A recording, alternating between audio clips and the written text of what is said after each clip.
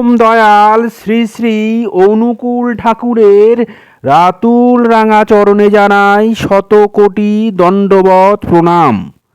জয় গুরু সকল ইষ্টপ্রাণ দাদা ও মায়েরা।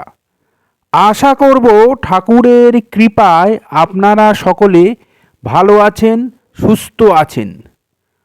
আমরা আজকে ইষ্ট প্রসঙ্গে আলোচনা করব বাড়ির মা বোনেরা যদি রোজ সকালবেলায় এই একটি কাজ করেন তাহলে সংসারে স্বয়ং মা লক্ষ্মী বিরাজ করবেন। সংসারের আয় উন্নতি বাড়বে, সংসারে আর্থিক সচ্ছলতা আসবে, আপনার স্বামীর ইনকাম বাড়তে থাকবে, বাড়িতে হু হু করে অর্থের আগমন ঘটবে। প্রত্যেক মা বোনেরা রোজ সকালে ঘুম থেকে উঠে অতি অবশ্যই এই কাজটা করবেন। শাস্ত্রে বলা আছে, এই যে বাড়ির মা বোনেরা আছে তারাই কিন্তু বাড়ির লক্ষ্মী। এই মা বোনেরাই কিন্তু পারেন মা লক্ষ্মীকে সংসারে বেঁধে রাখতে, মা লক্ষ্মীকে ধরে রাখতে।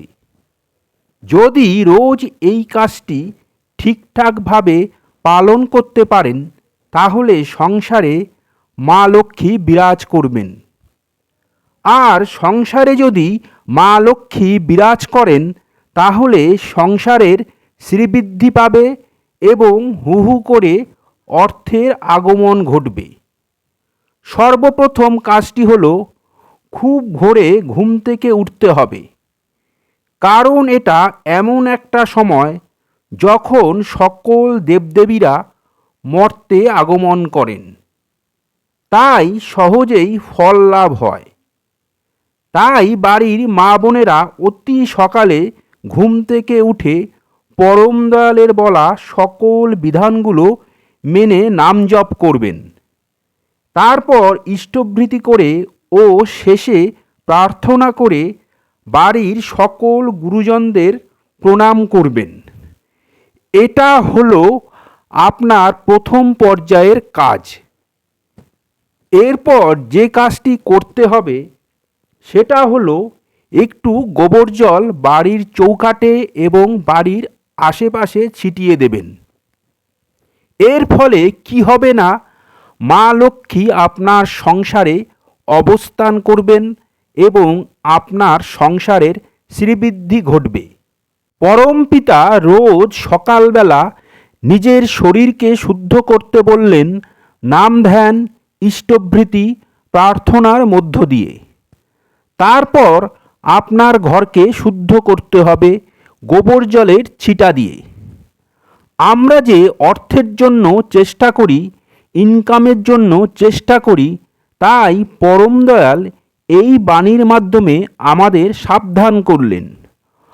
অর্থ, মান, যশ ইত্যাদি পাওয়ার আশায় আমাকে ঠাকুর সাজিয়ে ভক্ত হয়েও না, সাবধান হও, ঠকবে। তোমার ঠাকুরত্ব না জাগলে কেহ তোমার কেন্দ্রও নয়, ঠাকুরও নয়। ফাঁকি দিলেই পেতে হবে তা। অর্থাৎ আমরা পরম দয়ালের কাছে যাই চাই না কেন সবার আগে তার বিধানগুলো মেনে চলতে হবে। আমাদেরকে রোজ ঠিক সময়ে নাম জপ, ইষ্টভৃতি, প্রার্থনা করতে হবে। আর এই কাজগুলো করার মধ্যে দিয়েই কিন্তু উন্নতি ঘটবে। প্রত্যেককে ঠাকুরের কথা বলতে হবে, অর্থাৎ যাজন করতে হবে, নাম ধ্যান করতে হবে, অর্থাৎ যজন করতে হবে। তাহলেই দেখবেন আপনার সব পাওয়া হবে। আপনার সংসারে মা লক্ষ্মী বিরাজ করবে, সংসারের শ্রীবৃদ্ধি হবে, আপনার স্বামীর ইনকাম বাড়বে। ঠাকুর আরও বললেন, গুরুকে স্মরণ করা এবং তার আদেশ পালন করা লক্ষ্মী লাভ করার একটি পথ। লক্ষ্মী লাভের জন্য নিজের হৃদয় সমুদ্রকে মন্থন করতে হবে, অসৎকে দূর করে জীবন বৃদ্ধির রসদকে তুলে আনতে হবে। জীবনকে উন্নত করতে হলে সৎকর্ম ও নৈতিক পথ বেছে নিতে হবে। যখন কেউ এই পথে চলেন তখন লক্ষ্মী নিজে আকৃষ্ট হন। তাই পরম দয়াল শ্রী শ্রী ঠাকুর বললেন, সংসারী মানুষ যখন নিজের জীবনকে সৎ ও সুন্দর পথে চালিত করার চেষ্টা করে তখন লক্ষ্মী স্বয়ং তার ঘরে আসেন। তার মতে লক্ষ্মীকে ধরে রাখার জন্য বিশেষ কোনো মন্ত্র বা টোটকার প্রয়োজন নেই, বরং নিজের জীবনকে মন্থন করে অর্থাৎ অসৎ থেকে নিজেকে দূরে সরিয়ে রেখে সৎ পথে চললেই লক্ষ্মীর কৃপা লাভ করা যায়। তাই আপনারা সৎকর্ম করুন, সৎ পথে চলুন, সবসময় অন্যের সেবায় নিজেকে নিয়োজিত করুন। দেখবেন মা লক্ষ্মী সবসময় আপনাদের ঘরে অবস্থান করবে। আপনাদের সংসার খুশিতে আর্থিক সচ্ছলতায় ভরে উঠবে।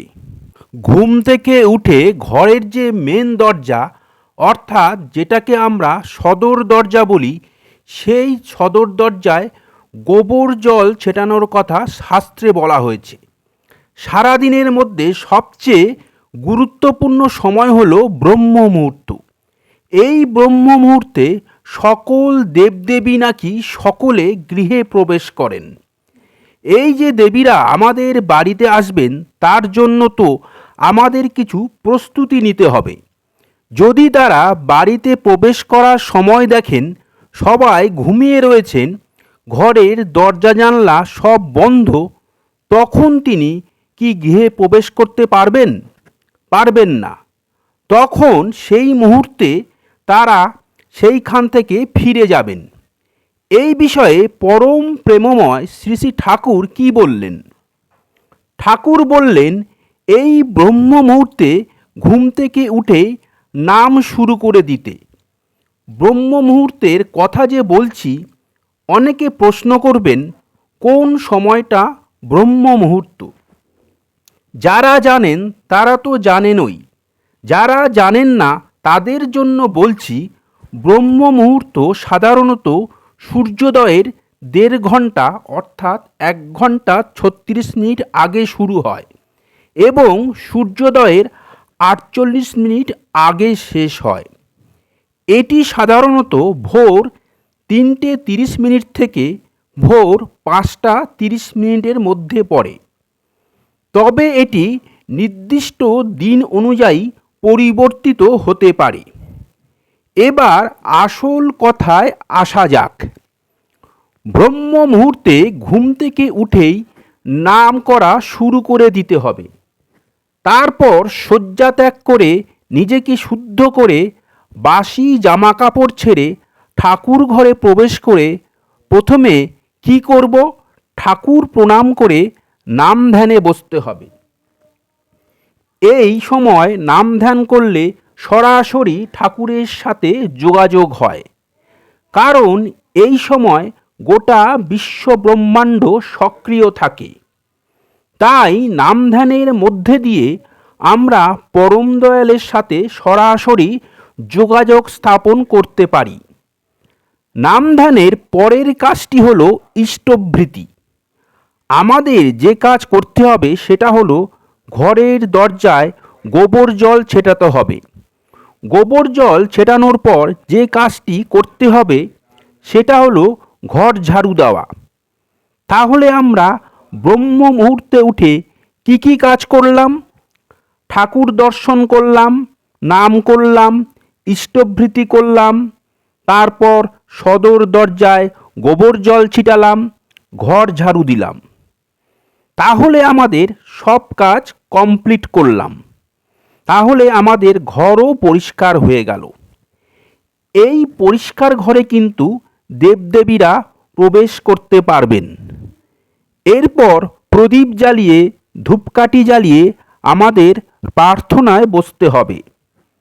যে সময়টা আমরা সন্ধ্যা করতে বসছি সেই শক্তিশালী মুহূর্তে আমরা প্রার্থনা করতে বসছি প্রদীপ ও ধূপকাঠি জ্বালিয়ে। মা লক্ষ্মী এতে সন্তুষ্ট হন এবং সন্তুষ্ট হয়ে আমাদের ঘরে প্রবেশ করেন। ঠাকুর যে আমাদের বিধানগুলো দিয়েছেন, যেমন ব্রহ্ম মুহূর্তে ওঠা থেকে প্রার্থনা পর্যন্ত সব কাজগুলো যদি আমরা বাড়ির মহিলারা গুছিয়ে করতে পারি, তাহলে ঘরে মা লক্ষ্মী থাকবে। মা লক্ষ্মী কোনো দিন যাবে না, স্থায়ীভাবে বসবাস করবেন। আজকের ভিডিওটা এখানেই শেষ করলাম।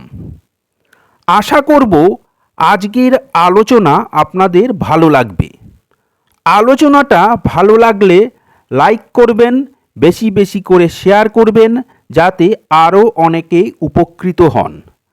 আমার চ্যানেলটা সাবস্ক্রাইব করবেন এবং আমার পাশে থাকবেন। এরকম আরও অনেক অজানা ঠাকুরের তথ্য নিয়ে যাতে হাজির হতে পারি। সবাই ভালো থাকবেন, সুস্থ থাকবেন, আনন্দে থাকবেন, খুশিতে থাকবেন। ঠাকুরের কাছে সদা সর্বদাই এই প্রার্থনা করি, ঠাকুর সর্বদাই আপনাদের যেন ভালো রাখেন। কালকে আবার অন্য ঠাকুরের তথ্য নিয়ে হাজির হব। জয় গুরু, বন্দে পুরুষোত্তমম।